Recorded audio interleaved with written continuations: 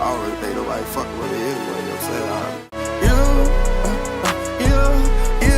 24 fucking hundred. I come from that fucking block. I been out that Johnny up and up that cutter. If we cannot get. Welcome back. We back with another reaction video. Today we're reacting to it's a non-stop video. The greatest era in NBA history. The entire 90s recap. Brother, this is not the greatest. This is not the great. Nigga, stop letting nostalgia taint y'all vision. It's not the greatest. It's definitely the 2000s. The irony in that statement is crazy. I'm just saying, bro, 2000s be clearing shit, bro. It's no nasty ass illegal defense. Like, bro, they actually tracked stats back then. Niggas just wasn't paying attention to them. So the game wasn't run by analytics. It was run by feel. All this other is weak as hell. Every NBA decade is special in its own right. But the 1990s... I've never seen that might be the most iconic of all time. During the 90s, we witnessed the greatest scoring run ever. Oh my God. The greatest rebounding reign ever. Rebound rocket, he's unbelievable at that. And the continued excellence of the all-time assist leader. We definitely didn't see We saw the best team ever assembled. We saw records that will likely never be broken, as well as notable rule changes and the continued globalization of the NBA, as it became the most popular basketball league on the planet. Legendary feuds, iconic game winners, tattoos, dyed hair, and cornrows were all part of the decade that produced some of the greatest moments in NBA history. This is the full recap of the 90s, from the 1990 season until 1999. The 1989 NBA season ended with 25 franchises, and the 90s started with 27, as the Minnesota Timberwolves and Orlando Magic joined the league. But one of the biggest changes came from the coaching side, as the Chicago Bulls hired an unproven coach who looked like a hippie and used sage during practices, but would end up retiring with more rings than fingers. NBC and TNT became new broadcasters. Unsullied by sponsorship since 1989. The 1989-90 season was historical due to the first influx of international players, who would all end up in the Hall of Fame: Vlade Divac, Drazen Petrovic, Sarunas Marciulionis, and Alexander Volkov. However, the first pick of the '89 draft was one of the biggest busts of all time. The Sacramento Kings select Purvis Ellison from the University of Louisville. But it wasn't all bad, as Sean Kemp, Glenn Rice, and Tim Hardaway also got drafted. And yet, the biggest addition to any team was the one of David Robinson, who was the first overall pick in 1987, but decided to stay in the Navy for 2 years. With the Admiral in the lineup, the Spurs improved by 35 games, which was the biggest turnaround in NBA history at the time, and Robinson became just the second newcomer who won Rookie of the Year unanimously. Jordan led the league in scoring for the 4th consecutive season, but in one of the closest MVP ballots ever, where 4 different players had a realistic chance to win, MJ finished 3rd in MVP voting, behind Charles Barkley and Magic Johnson, who won his 3rd MVP award. Dennis Rodman won his first Defensive Player of the Year, even though he averaged less than 1 steal and block per game, while Hakeem somehow finished 2nd, despite averaging 2.1 steals and a league-leading 4.4. Dennis Rodman won his first Defensive Player of the Year, even though he averaged less than 1 steal and block per game. How? I would assume it's one of them things where it's like people was actually watching him play defense, and he was actually guarding niggas, and it wasn't just a statistical award at the time. Because nowadays it just seems like, okay, yeah, whoever has the best statistical numbers is gonna get DPOY. But him averaging 0.6 steal and 0.7 blocks, and y'all telling me he clamping shit, it doesn't really do much justice. Now, granted, defense is way more than just a box score, but you can't at least average 1 steal, 1 block game? It's an 82-game season. You tell him you can't get 82 blocks and 82 steals, brother? Are you ass? While Hakeem somehow finished 2nd, despite averaging 2.1 steals and a league-leading 4.6. Brother, nigga got hold. See, it might be disingenuous, but we're in the 90s. This is the era of big man. This is the era of rim protection. Like, this is the era where rim protection should be held to the highest standard. So much so that niggas should just be getting default depoys for blocking shit. Like, nigga, you can just... I don't think it was defensive 3 key. So you can just camp in the paint. Like, brother, what are we talking about? Maybe that was like, he's switchable. That's like giving Draymond Green a DPOY over Hakeem. He's more switchable? Okay. Nigga, is he blocking shots at a expeditious rate? And even then, I think Draymond averaged more steals during his depoy year. So they were sucking off Dennis Rodman. This is crazy.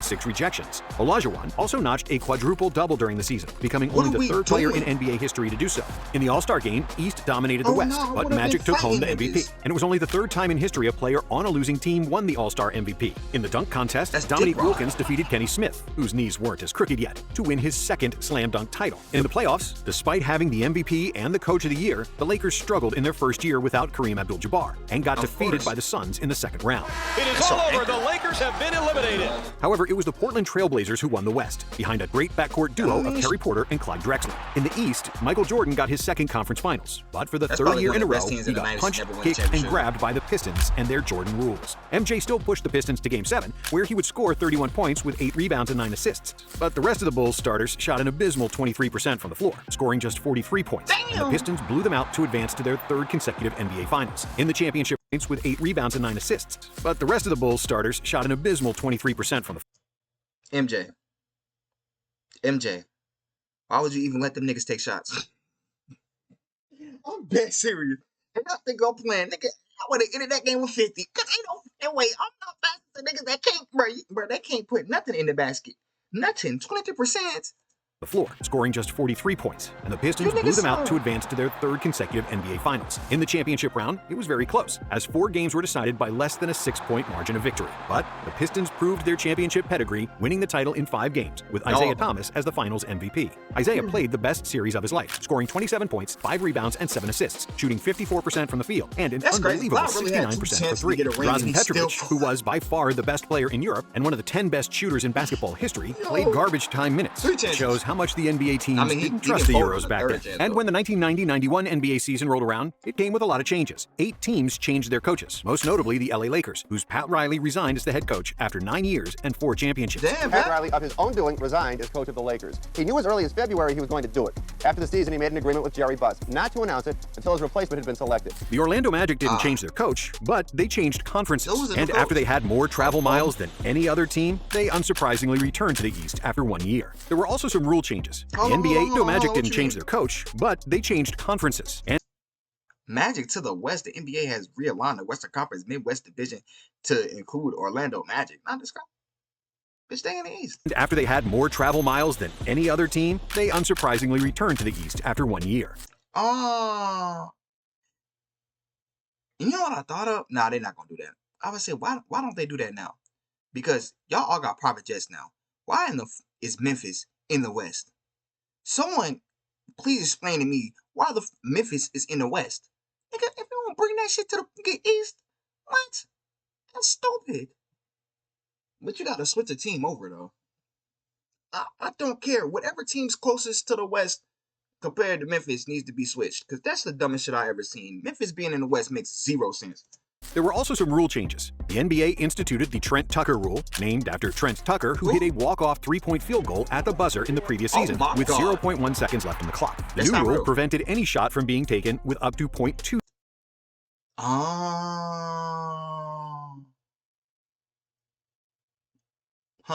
Seconds left in the period, except for tip-ins. And after years of hacking, namely by the rough bad boy Pistons, the NBA introduced the flagrant foul. In the otherwise weak draft class, Hall of Famers See, don't let niggas lie to you about the 80s. Everybody was doing bullshit. Everybody was throwing hands. Everybody was on drugs. Everybody was fouling instead of playing defense. So let's not just attribute that to the Pistons. Now, were they some of the more egregious offenders? Were they more regular with it? Yes, but nigga, everybody was doing that shit. So no. Let's not do that, because that's just not true. Gary Payton and Toni Kukoc were drafted, even though the Croatian forward would stay in Europe for the next 3 seasons. The season started in Tokyo, at least for the Suns and the Jazz, who played their first game of the season in Japan, as the NBA became the first major professional sports league to play outside North America. On December 30th, 1990, Scott Skiles handed out 30 assists in a game against the Nuggets, which set an NBA record that still stands today. Rodman repeated as the Defensive Player of the Year, Hakeem changed his name, Barkley spat on a little girl. I pray that Dennis had better stats the next year. Because, bro, I'm sorry. If I'm Hakeem, nigga, I'm spinning. We got to go talk to somebody, nigga. Hey, y'all see his stats? Y'all see my stats? What are y'all smoking? Is it crack? Are y'all laced? Girls sitting courtside, while Jordan won another scoring title and his second MVP award. Hey, Charles This was Barkley also the was first season since 1981 that the Lakers didn't have the #1 seed in the Western Conference, which is insane and tells you how great of a player Magic Johnson was. Oh The Lakers God. would defeat Hakeem's Rockets and the Run TMC Warriors in the first 2 playoff rounds. But in the conference finals, everyone expected the #1 seeded Blazers to advance to the finals again. However, Magic showed that he still owned the West, making his 9th trip to the finals in 12 years. Another crazy feat. So he not going to explain who Run TMC is, bro? What about the people who watching this that don't know who they are, bro? Is Tim Hardaway, what's my white boy name? Chris McCullough. Not Chris McCullough. Chris McCullough. Chris Mullen. I'm on drugs. Who was the M? Mitch Richmond, brother. Yeah, man. It was them 3. And now that I think about it, well, they played against Magic. But they ass needed a big. You tell me you got point guard, dog, 2 guard, dog, small forward, dog. My niggas can't beat niggas. Maybe the offense was bad. Or maybe the defense was good. I gotta go back and see what's up with the Run TMC Warriors and see why these niggas wasn't it. Cause from my memory, Chris Mullen, bucket. Tim Hardaway, bucket. Mitch Richmond, bucket. So what the hell? The stage is set for the Air Magic Show in the NBA Finals. Starting Sunday, it'll be Michael Jordan and the Chicago Bulls against Magic Johnson and the LA Lakers. But the biggest story happened in the East. After years of bullying, Michael Jordan and his Bulls finally shook off the Detroit Pistons in a clean series sweep. And before the final buzzer sounded in Game 4, Isaiah Thomas and the Pistons walked off the court, passing by the Bulls bench with their heads down, refusing to congratulate the winners. MJ took this personally, and 1 month later he had his revenge on Isaiah. But more on that later. In the finals, things didn't start so well for the Bulls, as the Lakers won Game 1 in Chicago. But then Scottie Pippen started guarding Magic, which changed everything and turned the series around. Jordan was absolutely spectacular, with 31 points and 11 assists, and nearly 3 steals on average, while shooting 55% from the field and 50% from 3. The 1991 Jordan was the best version of Michael, and it produced one of the most famous layups in NBA history. Shooting 55% from the field and 50% from 3. The 1991 Jordan was the best version of Michael, and it produced one of the most famous layups in NBA history. That is a tough ass layup, but he got a better one in that series. I swear to God. Anyway. The Bulls won the series in 5 games, and of course, Jordan was the finals MVP. But now, let's talk about Michael's revenge on Isaiah Thomas. 1 month after the season, around the time when Terminator 2 ruled the box office, the NBA League, Commissioner Stern, and the U.S. Olympic program agreed to send NBA players to the Olympics after the collegiate athletes only won bronze in 1988. The first call was for Michael, who famously accepted to play, but only if Isaiah Thomas wasn't on the team. And on September 21st, 1991, it was officially announced that NBA stars would participate in the Olympics. The 10 players chosen were Charles Barkley, Larry Bird, Patrick Ewing, Magic Johnson, Michael Jordan, Karl Malone, Chris Mullen, Scottie Pippen, David Robinson, and John Stockton. When the public saw Isaiah off the list, the Olympic Committee received a lot of backlash because Thomas was widely considered the second best point guard ever behind Magic. And speaking of Magic, he would soon become the biggest story in all of sports. After a physical examination before the start of the 1992 season, Johnson discovered that he had tested positive for HIV. And on November 7, 1991, Johnson organized arguably the saddest and the most memorable press conference in NBA history. Because of the HIV virus that I have attained, I will have to retire from the Lakers today. The irony of a nigga named Magic Johnson getting it. Ain't that crazy? I'm just saying, like Magic, it's like it was like a self-fulfilling prophecy, nigga. Like, nigga, you was trying to give out the magic stick and your ass got sick. Nigga, you should have kept that in your pants. Should have kept it in your pants. Like, brother, what are you doing? You out here sticking and moving. Like, brother, there's no need for that. You got a whole wife at the crib. Magic's honor, Charles Barkley switched his number from 34 to 32, which he wore for the entire season. Dikembe Mutombo, Steve Smith, Larry Johnson, and Kenny Anderson got drafted, with Larry Johnson winning Rookie of the Year in another relatively weak draft class. Pat Riley, after a year of commentating the entire season. Dikembe Mutombo, Steve Smith, Larry Johnson, and Kenny Anderson got drafted, with Larry Johnson winning Rookie of the Year in another... Nigga, that draft class is cooked. Here's my thing. When it comes to weak draft class, maybe it's a scouting thing. It gotta be niggas that was better than these niggas. Well, I think the person with the longest career out of everybody on it that I see is the Kimbe. Rest in peace. The rest of these niggas are fried. Facts. Injury. Yeah, Steve Smith played for a little bit. True. Their relatively weak draft class. Pat Riley, after a year of commentating, returned to the NBA. Pat Riley won 4 NBA titles in his 9 seasons with the Lakers. He left LA 3 years ago, worked here at NBC for a year, and then joined the Knicks for the 91-92 season. Who would become a defensive force and a perennial contender in the East. But as the Knicks grew stronger, two other East powerhouses were at the end of their glory days and would soon fall into obscurity. Larry Bird played his last season with the Boston Celtics, and despite having to stretch for 2 hours before the game because of his bad back, he still averaged 20, 10, and 7. And bro, just imagine if Larry Bird, that gotta be a mythical character. Larry Bird with no back problems. Because, nigga, like, Larry Bird, really a dog, but the thing is, he's literally a what if, because this nigga career could have been longer. All you had to do was go hire somebody to fix your mom's fucking driveway, gang. You out there with a backhoe, broke your back, bro. Like, nigga, no. and shot over 40% for 3. The Celtics won 51 games, which would be their last 50-win season in 16 years.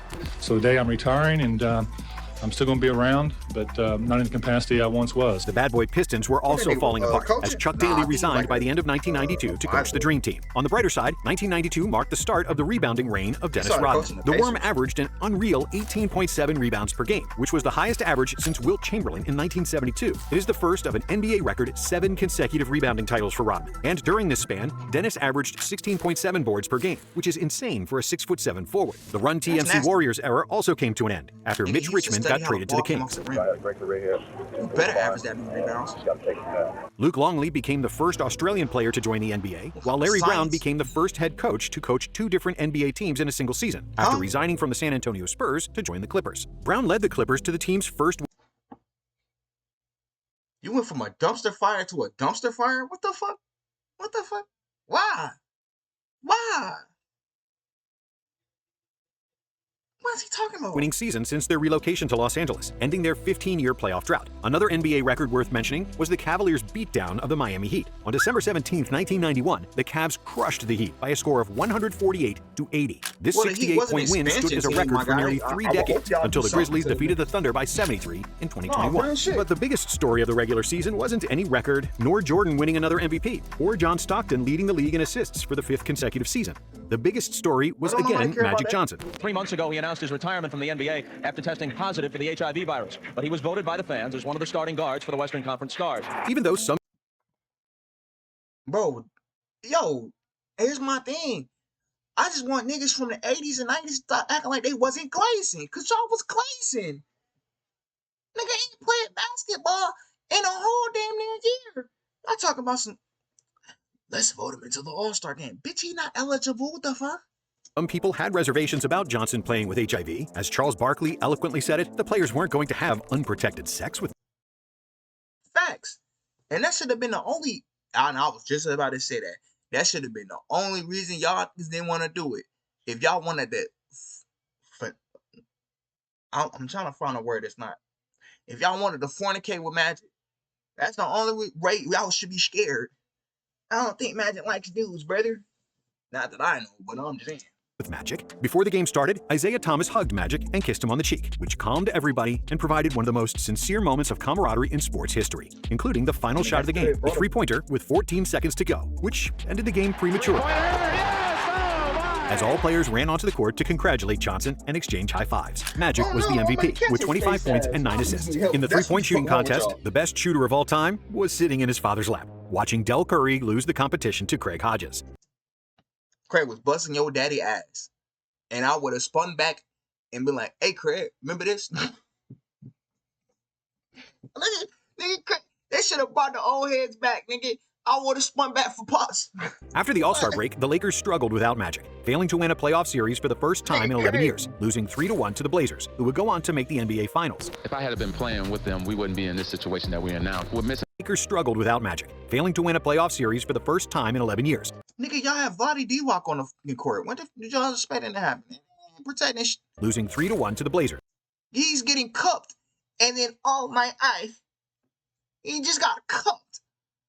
There was no rim deterrence, and niggas be on Jokic ass talking about rim deterrence. What was Vlade doing?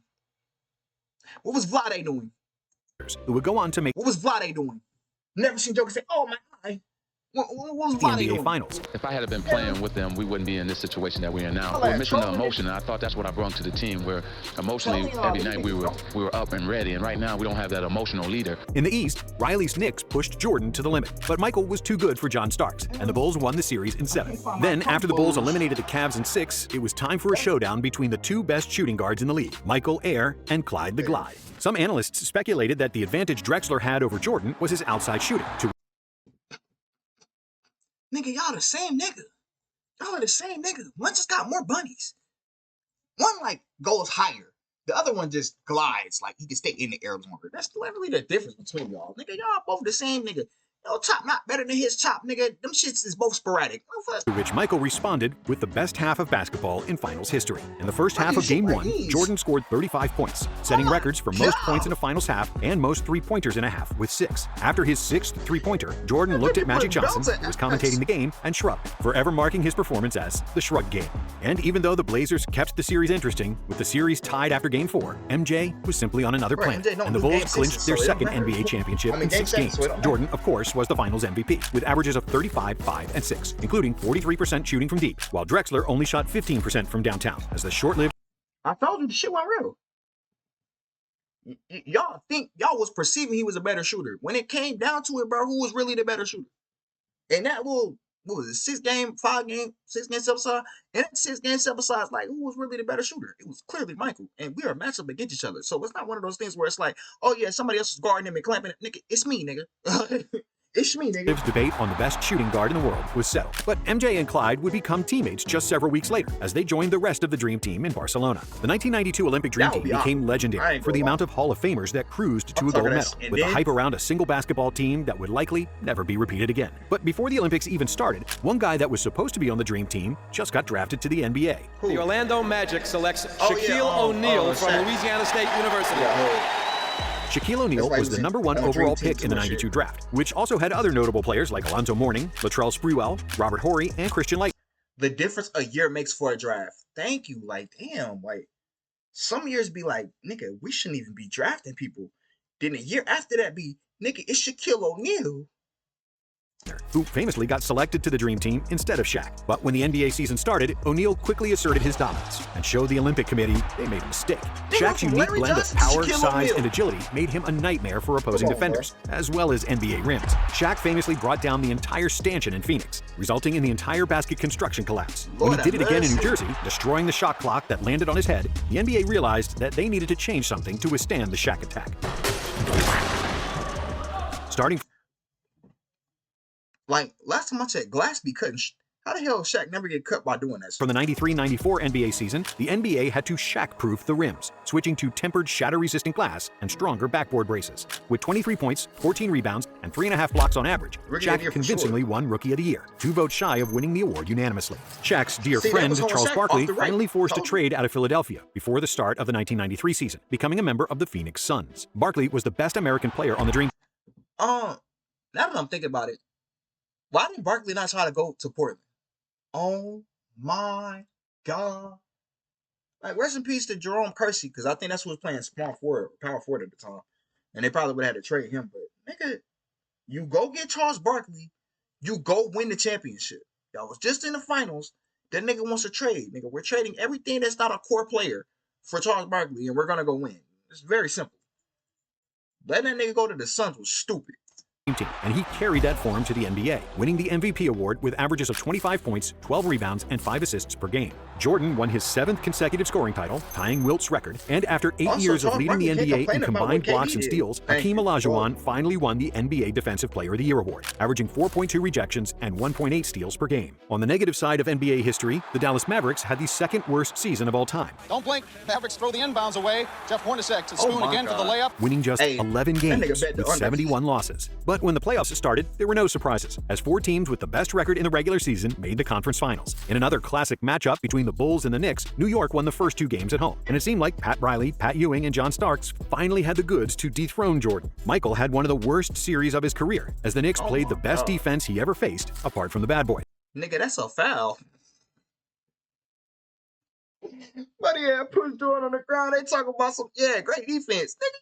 In 5 games of the series, MJ shot just 35% from the field, and the Bulls' heads were kept above water because of Scottie Pippen, Horace Grant, and B.J. Armstrong. However, Jordan couldn't be shut down forever, and in Game 4, he shot 18 for 30 from the field, including 6 for 9 from 3, finishing with 50. Oh, he scored 54. I was about to say, nigga, if Jordan didn't have at least 50 and he shot 30 shots, brother, he still got clamped. I don't know what to tell you. 54 points. At the time, it was the 8th highest scoring game in the playoffs. The Bulls tied the series, and then they won the next 2 games as well, advancing to their 3rd consecutive NBA Finals. In the West, Phoenix and Seattle kept exchanging leads, and the series would eventually be decided in Game 7. And after he closed out the previous series with a game winner against the Spurs, Charles Barkley dominated in the clutch again. Now imagine Phoenix. No, not Phoenix. Now imagine Portland with Charles Barkley on it. The nigga would have went crazy. Because who's going to guard me? Y'all worry about Clyde. Soon as Clyde hit you with the bink, bink, boom, bop, nigga, I'm off the rim, slam his ass. Rebound, slam his ass. Like, what are we doing?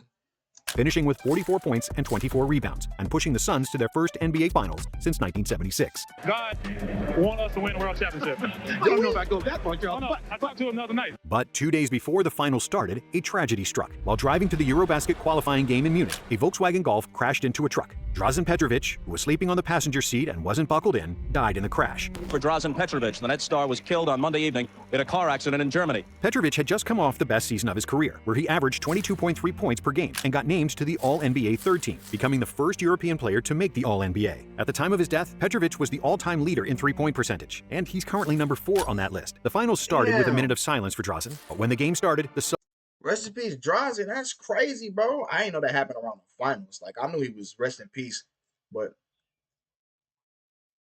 in the middle of your playing career is wild. Suns were awful and clearly afraid of the biggest stage, as the Bulls won Game 1 on the road. In Game 2, Barkley finished. That's why you join Portland. That's why you go to Portland. They already faced these niggas. I know what they're running. We have Chuck now. You can be the difference. Stupid. I bet Chuck wish he had a damn time machine. Why would have went back to time? I'm going to Portland. Trade me. Nigga, no, with 42 and 13, but it wasn't enough, as Jordan scored 42 of his own, along with 12 rebounds and 9 assists. Game 3 was a triple overtime game, where the Suns finally managed to win. But in Game 4, Jordan had the second best game scoring in the history of the NBA Finals, finishing with 55 points. The Suns managed to extend the series by winning Game 5 in Chicago, but in Game 6, thanks to the dagger 3 by John Paxson, the Bulls won the game and the championship. Michael Jordan scored 40 or more points in 4 consecutive games of the NBA Finals and averaged an NBA Finals record of 41.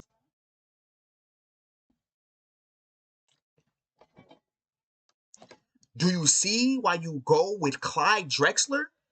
Like, brother, he was cooking Clyde, but he wasn't cooking them like these. You had damn Marley Gordon, Charles Barkley. Did you have Kevin Johnson? Did you have damn Marley guarding Michael Jordan? Did you have Charles Barkley guarding Michael Jordan? Did you have Kevin Johnson guarding Michael Jordan? Brother, what? Them niggas can't mess with him. That nigga is 6'6", pure athleticism with a chop. You're gonna die here. What are you doing? What are you doing? Why would you even put him on an island? Damn, wish they had zone back then, don't y'all? 1 points per game for the series. But before the next season even started, another tragedy, as the NBA family lost another great player. On July 27, 1993, Boston Celtics All-Star guard Reggie Lewis collapsed during practice and died of a heart condition later that day. And the Celtics started another tragedy, as the NBA family lost another great player. On July 27, 1993, Boston Celtics All-Star guard Reggie Lewis collapsed during practice and died of a heart condition later that day. And the Celtics honored him by retiring his number 35. A week later, on August 3rd, another tragedy struck the NBA, as the police had found a dead body in the swamps of South Carolina, and it was identified as the body of James Jordan, Michael's father. What is still unclear and will be for some time is what effect this tragedy will have on Michael Jordan and his future with the Chicago Bulls. Only a month later, on October 6th, Michael Jordan shocked the world when he announced his retirement from the NBA following that tragedy. When I lose the sense of motivation and the sense of to prove something as a basketball player, it's time for me to move away from the game of basketball. However, the rest of the league had to keep going, and there were some new notable additions, as Chris Webber got drafted first overall by the Orlando Magic, who became the first and then got traded. I ain't gonna lie, I think Shaq and Chris Webber would have been crazier than Shaq and Penny.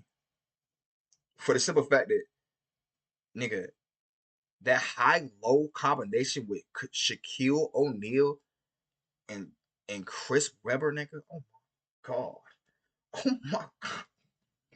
Like, bro, it'd have been the craziest action you ever seen, brother. Chris ain't never had a finisher like this right next to him. Chris was low-key playing the center. Nigga, you can play power forward, your actual position. Go clamp some dime Shaquille O'Neal, nigga. And you might win because you got twin towers in there, bitch, that both moving. They both athletic at this time. They both got mobility. Like, yeah, bro, I ain't gonna lie. The Magic blew it by listening to Shaq. All right, Shaq, you're not the GM. I'm not. No, nigga, we're getting Chris Webber. I don't give if you was in the movie with Penny Hardaway for Blue Chips. I don't give a He's going to the Sixers, nigga. First team to earn the top overall pick in consecutive years in the lottery era. But because of Shaq's influence, who became good friends with Penny Hardaway during the filming of the movie Blue Chips, the Magic traded Webber to Golden State for Hardaway, who was the third overall pick. Jamal Mashburn, Allen Houston, Sam Cassell, and Nick Van Exel also got drafted in this class. Then, Magic Johnson returned to the NBA as the coach of the Lakers. Then, depending on how high or low Nick Van Exel was, nigga, you could have just got Nick the quick. It could have been, well, nah, Nick probably was a lottery pick. But if Nick wasn't a lottery pick, nigga, you could have finessed, got Nick the quick, Chris Webber, Shaq. Man, I already got Nick Anderson. Yeah, nigga slow. Right. I do know that what it takes to win, and I do know what it takes to be a good basketball player, and that's hard work. Joining the team for the last 16 games with a record of 5-11. The Lakers ultimately missed the playoffs for the first time since 1976, and just like he did when he was the Lakers GM, I'm not gonna be here, clown ass. I love Magic. But my nigga, every time your ass supposed to do something for the Lakers, well, you got AD. You got AD. Got us a ring. Nigga, every time your ass supposed to do something for the Lakers, that ain't my forte. Nigga, don't bring your ass up in here like you about to do some shit. Not gonna be here. Johnson quit the job. The Celtics also missed the playoffs, and this was the first time in history that neither historic franchise qualified for the postseason. This storied rivalry has been reduced to a couple of clubs barely over break-even. Magic's good friend Isaiah Thomas suffered a torn Achilles during the season, which forced his retirement from the NBA, just like Bill Laimbeer, who also decided to hang them up. On the other hand, another bad boy was thriving. Dennis Rodman, now playing for the Spurs, continued to dominate the glass with 17 rebounds per game. On top of his on-court performance, Rodman fully embraced his inner bad boy and started to dye his hair almost every game. His front-court teammate David Robinson notched a quadruple-double, which was just the fourth and the last time it happened in an NBA game. And to win a because Tim Duncan got hold in the finals. Scoring title over Shaq, Robinson went berserk in the final game of the regular season, scoring 71 points, the 7th highest scoring game ever at the time. Brother, they let him do that. Thank you. Like, can we just give context? We can't just be like, oh yeah, he scored 71. That was that. They let him do that. Him.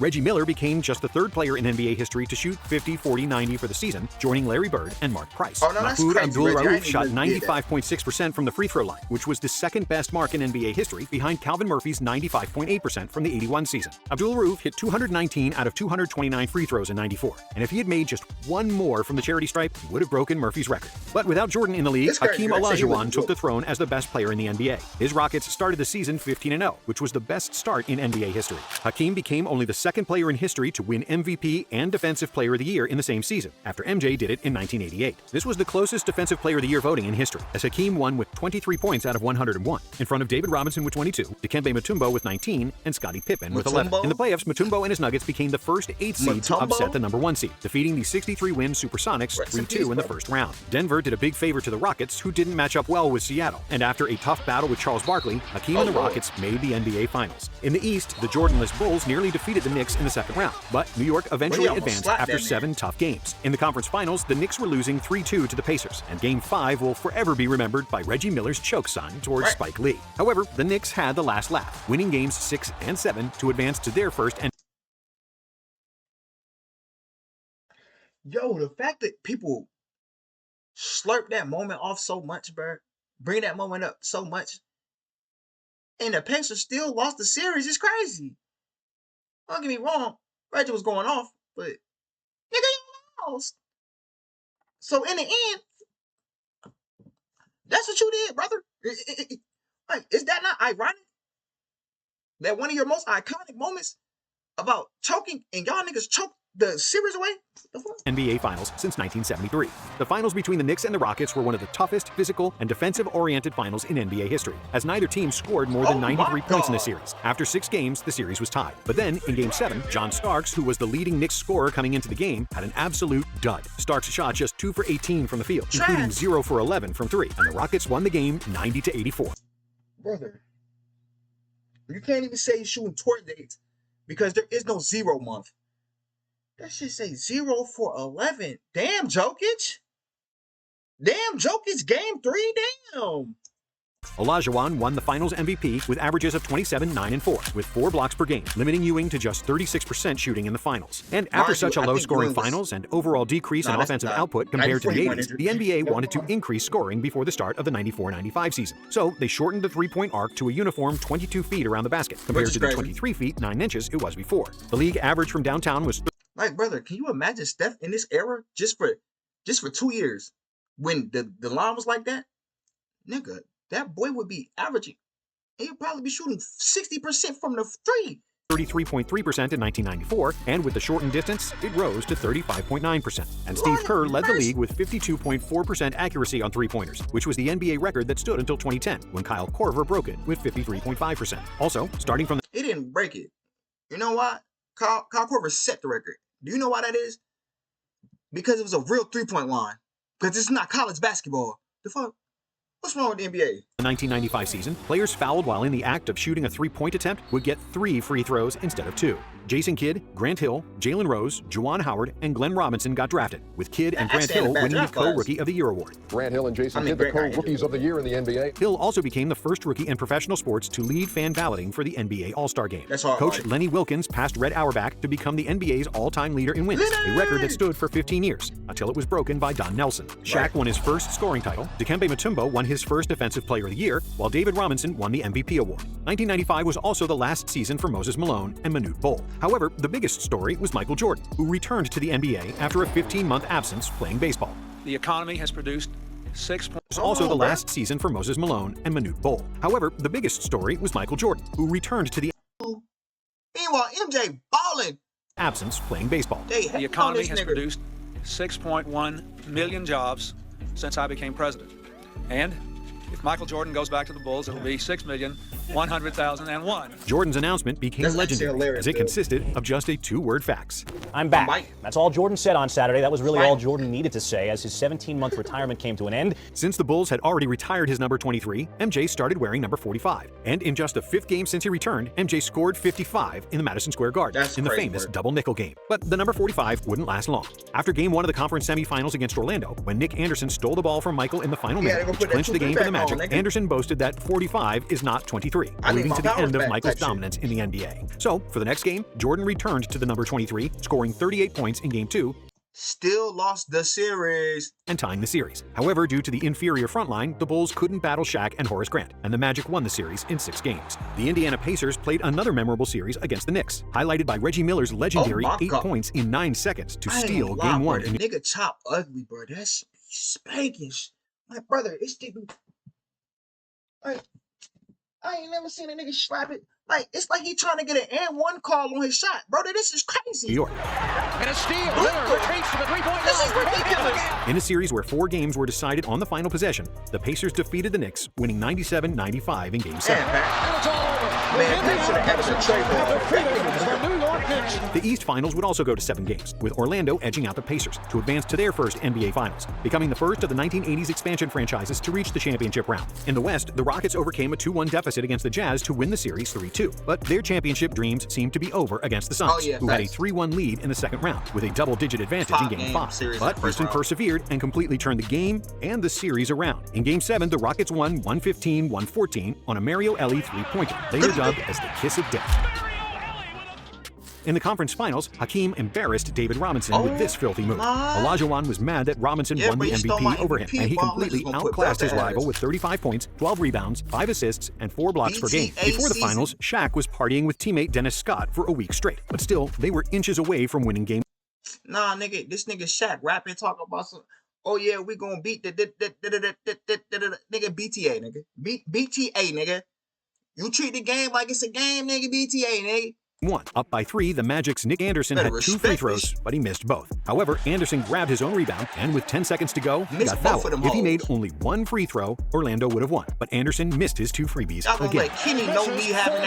The Rockets had the final possession, and Kenny Smith tied the game with a 3-pointer, which was the 7th 3 he made that game. And that set an NBA record for most 3-pointers in a finals game, which wouldn't be broken until 2010. The Rockets had the final possession, and Kenny Smith tied the game with a 3-pointer, which was the 7th 3 he made that game. And that set an NBA record for most 3-pointers in a finals game, which wouldn't be broken until 2010. In overtime, the game was tied with 5 seconds to go, when Olajuwon tipped in the miss by Clyde Drexler to win the game for the Rockets. Houston then won the next 3 games to repeat as NBA champions, and their 7 consecutive wins on the road was an NBA playoff record. Houston was the lowest seeded team ever to win the NBA Finals, winning as the 6th seed. The Rockets also became the first team to defeat 4 opponents who had 50 or more wins en route to a title. And one day after the finals concluded, the first ever NBA lockout ensued, due to the labor dispute with the salary cap, free agency, a rookie salary cap, and revenue sharing. But unlike some future lockouts, a new collective bargaining agreement was reached before the season started, and no games were lost. The NBA established its first Canadian teams since the 1946-47 Toronto Huskies, as the Toronto Raptors and the Vancouver Grizzlies made their debuts as the NBA's 28th and 29th franchises. Pat Riley became the new head coach and team president for the Miami Heat, for which Miami paid a $1 million fine and first-round pick to New York, because they were found guilty of tampering with the former Knicks coach. During the offseason, Jordan was... But that might be the first time I ever heard of a coach, not a coach, but yeah, this is the first time I heard a coach tampering. Like, nigga, we can't communicate with this nigga. I guess he's not a free agent, but I mean, he's a contractor. He's under contract. Unless that contract just says exclusively that you cannot talk to, well, it probably does. Filming Space Jam, while also maniacally training to get himself into the best shape of his career. Kevin Garnett got drafted by the Minnesota Timberwolves, becoming the first high school player to enter the NBA since Moses Malone in the late 70s. Rasheed Wallace, Michael Finley, Jerry Stackhouse, and Damon Stoudemire also got drafted in this class, with Stoudemire winning Rookie of the Year. Magic Johnson returned to the NBA after... Nigga, KG lost Rookie of the Year to Damon Stoudemire? What was Damon Stoudemire doing his rookie year? Oh my God! I mean, the turnover, the assist to turnover ratio isn't that good, but nigga, he is balling. He damn near shot 40% from 3. Oh my God, this nigga peaked his rookie year. 3-point percentage wise. Yeah. Hold on, let me see what KG had his rookie year. Cause Damon Stoudemire was averaging 19 and 9.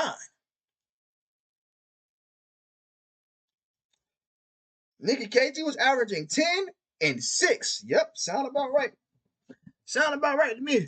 After a 4-year absence, playing 32 games for the Lakers, before finally retiring for good at the end of the season. But it was actually Mahmoud Abdul-Rauf who became the most talked about player in the NBA when he refused to stand for the American national anthem, stating that the flag was a symbol of oppression, of tyranny. On March 12, 1996, the NBA suspended Abdul-Rauf for his refusal to stand, costing him $31,707 per missed game. 2 days later, he worked out a compromise with the league, whereby he would stand during the playing of the national anthem, but could close his eyes and look downward. John Stockton led the NBA in assists for the 9th consecutive year, and during the season, he became the all-time leader in assists and steals. Hakeem Olajuwon became the all-time leader in blocks, while Robert Parrish broke Kareem's record downward. John Stockton led the NBA in assists for the 9th consecutive year, and during the season, he became the all-time leader in assists and steals.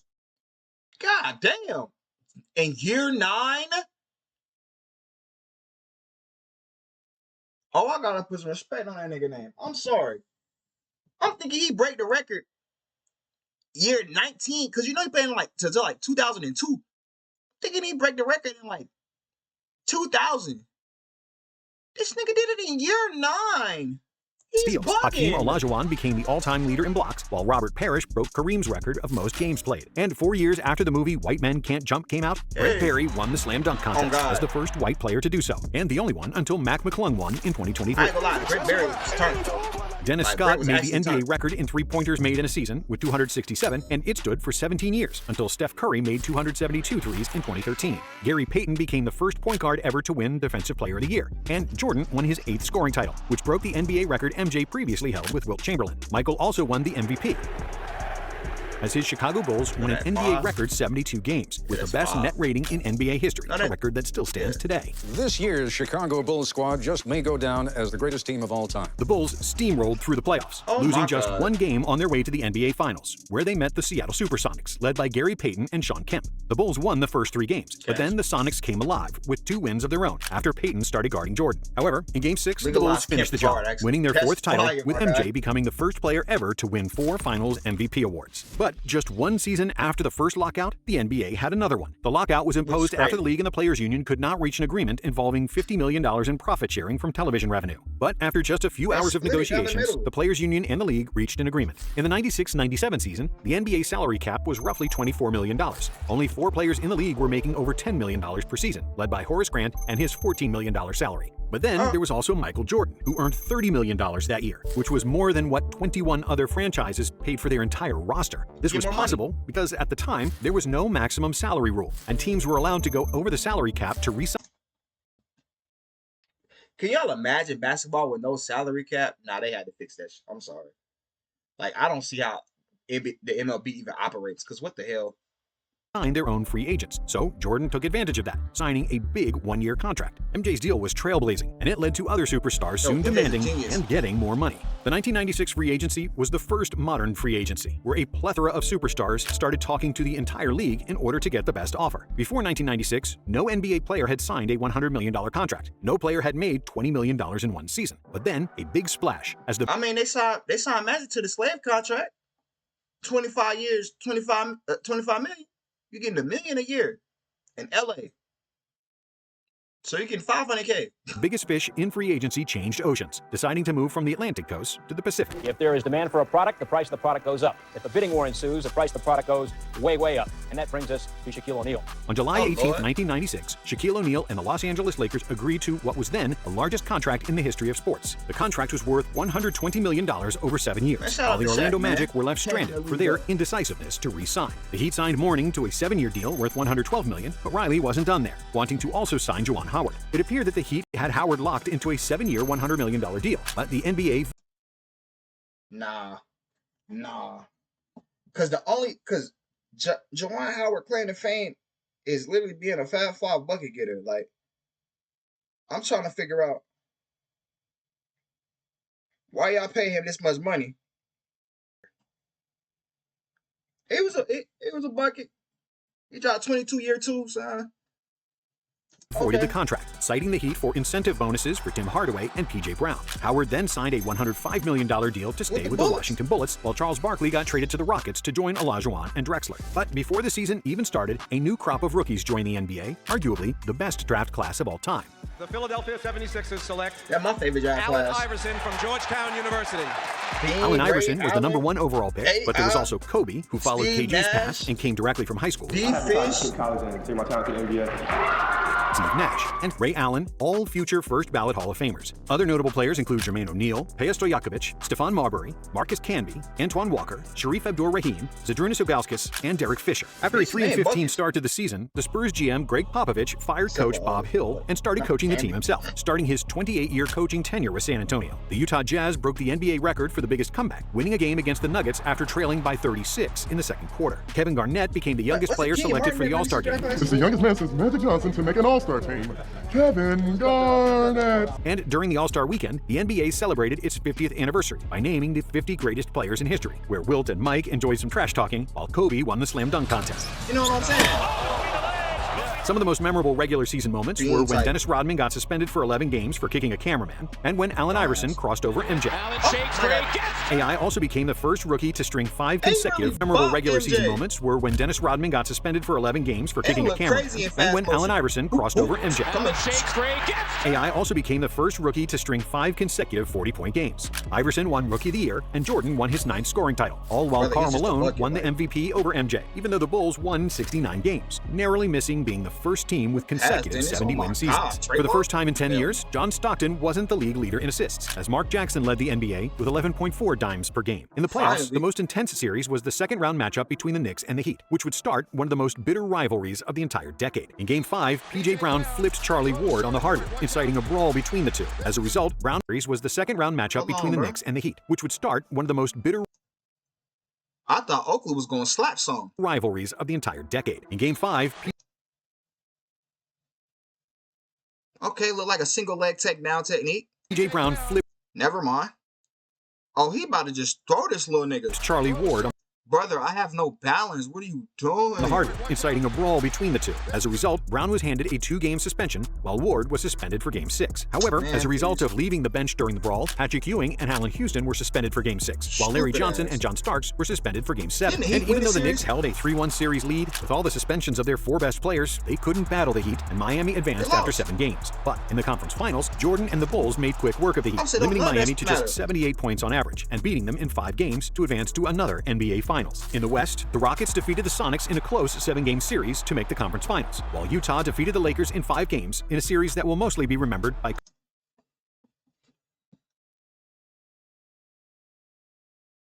Lakers just love losing in 5 games, don't we? Bro, shut up, bro. Kobe's 4 airball misses. In Game 4 of that series, Karl Malone hit all 18 of his free throw attempts, setting a playoff record for most attempts without a miss, since broken by Paul Pierce and Dirk Nowitzki. In the West, despite the Rockets' big 3, Utah was a better team, and they advanced after John Stockton hit a buzzer-beating 3 in Game 6. Stockton, open 3. Game 1 of the finals was tied with 10 seconds to go. In the West, despite the Rockets' big 3, Utah was a Charles Barkley is guarding you, you're open. better team, and they advanced after John Stockton hit a buzzer. Okay, boom, boom, scramble. Charles need to go up because Buddy's stuck on the screen, so you need to go up to the level, and you got to go guard John Stockton right now. Like, literally right now. Beating 3. And this nigga's still worried about the screen and trying to stay with his man. Brother, it's 2 seconds left. If you think he's going to get that shot off, bro, you're drunk. Go guard John Stockton. He's stuck on the screen. Go guard John Stockton. In Game 6. You're dumb as hell. Then he had to goddamn try to get back all the way over there because you was going to have to switch out anyway. Should have just pre-switched. Seen it. Oh, he's stuck on the screen. I'm going this way. Could have stole the ball. Game. Could have spun back on Jordan. Y'all would have lost, but could have spun back. Stockton, open 3. Game 1 of the finals was tied with 10 seconds to go, and Karl Malone was at the free throw line when Scottie Pippen told him the infamous line, "The mailman doesn't deliver on Sunday." Really the game was played on Sunday, and just like Pippen predicted, the mailman didn't deliver, missing both free throws. On the other end, Jordan dribbled the ball down the court and then made a 20-foot jumper at the buzzer to win Game 1. Malone had another poor performance in Game 2, which the Bulls won with ease. But in Game 3 in Utah, the mailman finally delivered, leading the Jazz to victory with 37-10. In Game 4, even though the Bulls had a 73-69 lead with a minute to go, with a series of misses and turnovers, the Jazz outscored the Bulls 12-2 in the clutch and tied the series. Game 5 was the most 7-10. In Game 4, even though the Bulls had a 73-69 lead with a minute to go, with a series of misses and turnovers,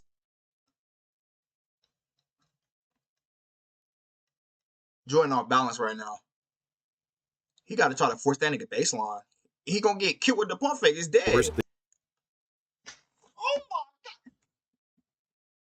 Brother, you're off balance. Why would you go for the ball? It's just gonna look crazy. Why would you go for the ball? Nigga, get your base back. Make some contact. It's the 90s. Hand check this nigga.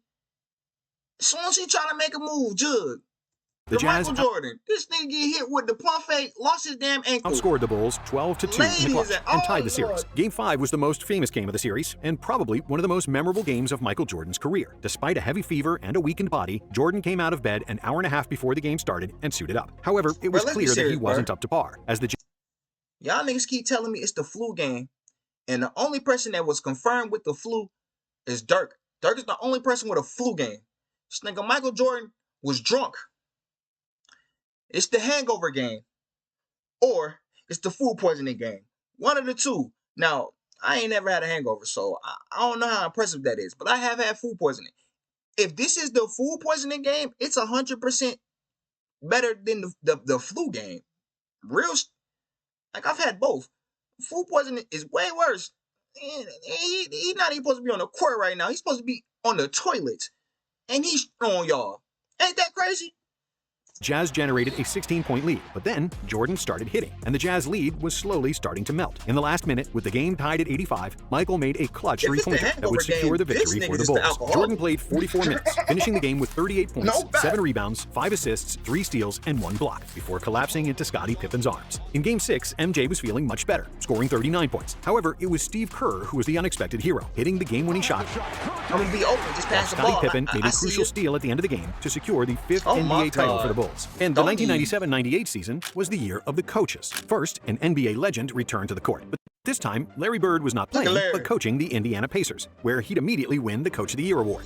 Secondly, Phil Jackson and the Bulls announced that the Zen Master would stop coaching Chicago at the end of the season, which created constant drama around the team in a season known as The Last Dance. Thirdly, the Warriors head coach PJ Carlesimo grabbed all the headlines when he appeared at a press conference with clear marks around it. Then what happened to PJ Carlesimo?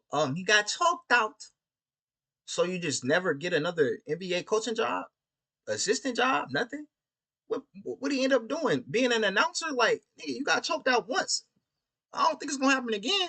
Around his neck, which would later be discovered to be marks from Latrell Sprewell's hands. Spree threatened to kill him, and he nearly succeeded, for which he received a 68-game suspension. So, no assault charges were filed. Attempted murder. Time the longest suspension in NBA history. And speaking of violence, the Washington Bullets didn't want to be associated with guns, so they renamed the team and became the Washington Wizards. They ain't want to be associated with guns, but Gilbert Arenas was their superstar. That shit's ironic. Tim Duncan got drafted first overall by the Spurs, who won 36 games more than the previous season, which was the biggest turnaround in NBA history. Hall of Famers Tracy McGrady and Chauncey Billups also got drafted. The NBA reverted the three-point line back to 23 feet 9 inches at the top of the key, while the distance from the corners remained at 22 feet. The league average dropped from 36% accuracy and 6 made threes in 1997 to 34.5% and 4.4 made three-pointers in 1998. Now, for comparison, in the 2024 NBA season, teams averaged 12.8 makes from downtown, with a 36.6% accuracy. Violet Palmer and Dee Kantner made history, becoming the first female officials in major American sports leagues. The Denver Nuggets made the history books as the 4th team ever to lose 70 games in a season, finishing with an 11-71 record. On February 27th, the Indiana Pacers defeated the Portland Trailblazers, 124-59. Wait, who was on that team? History What did he books say? as the 4th team ever to lose 70 games in a season, finishing with God damn. I don't know what year this is. 98. Hold on. Give me a second. They had Corey Alexander, Tony Battier, Harold Ellis, LaFonso Ellis. I don't know if they're related. Danny Fortson, Danny Garrett. Dean Garrett. I'm assuming no relation to Kevin. It's Garrett, not Garnett. What the hell is a Key Wayne Lamoris? Garris? Besides the fact that his name rhymes, what the f is going on? Anthony Goldwire. Ooh. Okay, I finally recognize the name. Bobby Jackson. Yeah, he played for Sacramento. Priest Lauderdale. This nigga's named after a city. Johnny Newman. Brian Stith? Stith? I'm gonna say Sith. Shout out Star Wars. Eric Washington, Eric Williams, Joe Wolf, George Zedek. Who are these niggas? Damn, Priest Lauderdale 7'4". Brother, he played 2 years. You're trolling. Oh, get him out of here. How do you play 2 years at 7'4"? Did you get injured? All right. Yeah, so the Nuggets was full of non-NBA players.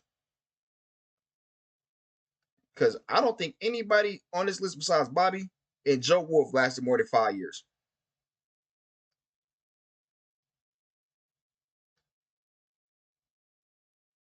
Oh, I lied. Eric Williams. Okay, Bryant. What the hell?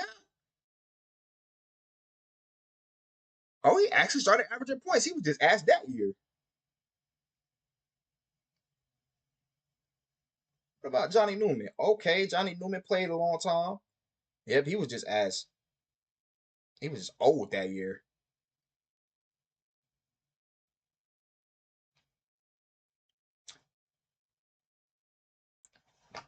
Nigga, Bobby Jackson was a rookie, and he averaged 11 points. He was probably one of the best players on that team. Ain't that about a...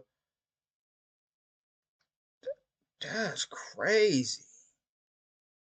Because who the hell is Anthony Goldwire? And why did he play damn near 10 years?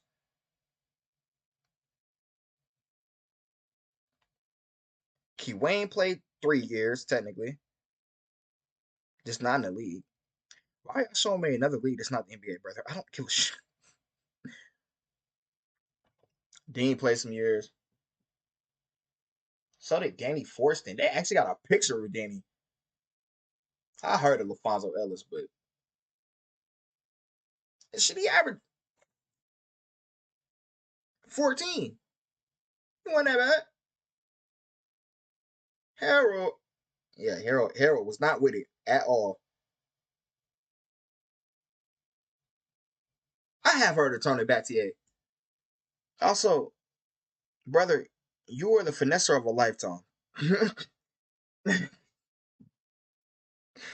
Like, bro, your best season was the worst season in the NBA at one point. 97, 98, he averaged 8 points. That's the highest he ever averaged on a garbage team. Those are empty stats. Damn. Then again, he was a rookie, so it's like, yeah, that team was full of nobodies. I ain't gonna lie. With an 11-71 record. On February 27th, the Indiana Pacers defeated the Portland Trailblazers 124-59, marking the first time in NBA history that one team scored more than twice as many points as its opponent. AC Green joined the record books as the NBA Ironman, surpassing Randy Smith's record of 906 consecutive games played. And Green eventually increased the record to 1,192 consecutive games. Kobe became the youngest All-Star in history, and for the first time since the '84 season, there was no slam dunk contest, as the league believed it was getting too repetitive. George. So y'all stopped the slam dunk contest back in the day. Stop it now. Like, no, for real. Just let it go on a hiatus for like 5 years. And let it spin back. Green claimed his 3rd consecutive All-Star Game MVP, as well as his 10th scoring title, and his 5th MVP award. Dikembe won his 3rd Defensive Player of the Year award, while Tim Duncan won Rookie of the Year. Timmy also made the first-team All-NBA, becoming the first player with this accomplishment since Larry Bird in 1980, and the last to do it, as it hasn't happened since. In the playoffs, the Knicks and the Heat played each other again, and they didn't pull any punches. In another physical, emotional, and borderline dirty series, there was another brawl, this time between two guys who couldn't stand each other, Larry Johnson and Alonzo Mourning. A 5'9" coach, Jeff Van Gundy, in another physical, emotional... That nigga Alonzo was in prime. Hold me back before I do something mode. Because, brother, you ain't even trying to punch nothing. You like you trying to slap borderline somebody. Dirty series, there was another brawl, this time between two guys who couldn't stand each other, Larry Johnson and Alonzo Mourning. A 5'9" coach, Jeff Van Gundy, tried to get in the middle of it, and he nearly got run over as he tried to hold on for dear life by grabbing Mourning's leg. Johnson and Mourning got suspended for the deciding game of the series, but this time it was the Knicks who advanced. However, in the second round, the Knicks lost to Larry Bird and his Pacers, who made the conference finals against the Bulls, and Chicago was on its last legs. Pippen was hurt, and all the other players were tired on the back end of a 3rd consecutive year with over 100 games played. On the other hand, Reggie Bird and his Pacers, who made the conference finals against the Bulls, and Chicago was on its... See how they rapping this? Yeah, brother is cooked. Its last legs. Pippen was hurt. Y'all was getting cooked by injured niggas. Yo, MJ was really doggy, y'all. Will Purdue injured. MJ injured. And all the other players were tired on the back end of a 3rd consecutive year with over 100 games played. On the other hand, Reggie Miller was playing the best ball of his career, which he proved in Game 4, hitting a game-winning three-pointer after an uncalled offensive foul on Jordan. Gets it in the middle for the win. The Pacers pushed the Bulls to the brink of elimination as they held a double-digit lead multiple times in Game 7, but the Bulls defeated them on experience, proving once again to never doubt the heart of a champion. In the West, it was much less dramatic, as the Jazz lost just 3 games on their way to the NBA Finals, defeating the Rockets and the Spurs and sweeping the Lakers. Now, the Finals were another super close series, with each game decided in the final minute, except for the inexplicable blowout in Game 3. The Bulls defeated the Jazz 96-54. That's what it was. Nigga, it was 96-54. They scored 54 points in the finals. This is not basketball. Y'all niggas lost by 42. I suck. I should not have been here. They know your whole playbook. Nigga, there's no way. No. Beaten by 42. and That's held the to the lowest craziest scoring loss I've output ever seen in the in my history of the life. NBA. Now, in Game 6, the Bulls were trailing by 1 point when MJ stole the ball from Malone, and what happened next was one of the most famous sequences in NBA history. Push up, open, Chicago with the lead. And when Utah failed to score, the Bulls completed their second three-peat, and Jordan left the game with 6 titles and 6 Finals MVPs. And after the season, Phil Jackson stepped down. Phil Jackson cleaned out his office at the Chicago Bulls practice Yo, facility bro. and I made can't it coach official. MJ, bro. After I 9 quit. years and 6 NBA titles, he is done as the Bulls coach. And Jordan stayed true to his word that he wouldn't re-sign if Phil was gone. Michael Jordan said if Phil wasn't back, then he wasn't back. But the NBA had even bigger problems than the retirement of their best player. Because for the 3rd time in 4 years, there was a lockout. And this one was major. Question everyone wants to know is whether or not I just realized it's way more lockouts than I thought about. Because I was like, because I know it was a lockout in what, 2011 or something? But nigga, it was back-to-back lockouts back in the 90s. Damn. Y'all can't agree on season can be saved. The NBA owners wanted a limitation on player salaries, not wanting to be pushed around by the players who started demanding more and more money. On the other hand, the Players Association opposed their ideas and wanted bigger minimums. After the two sides failed to reach an agreement, the owners began the lockout. By October, it became the first time in NBA history that games were canceled due to a labor dispute. Further games were canceled by November and December, including the league's Christmas games, which had been played on an annual basis since 1947, and the All-Star Game, which was not played for the first time since 1951. The lockout continued into January of 1999, threatening the cancellation of the entire season. I think we sit and we wait and we watch as the season ticks away.